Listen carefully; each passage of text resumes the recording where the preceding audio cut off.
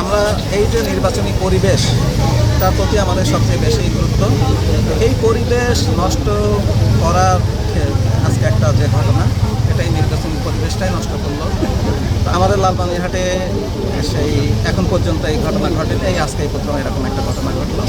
তো আমার কথা হলো যে আমরা সম্পূর্ণ শতভাগ নিরপেক্ষভাবে আমরা এই ঘটনার তদন্ত করব। যার যতটুকু অপরাধ তার ততটুকু দায়িত্ব নিতে। তো আমাদের একমাত্র দায়িত্ব এবং একমাত্র কাজ এখন আমাদের যে আমাদের নির্বাচনী পরিবেশটা সুন্দর রাখা।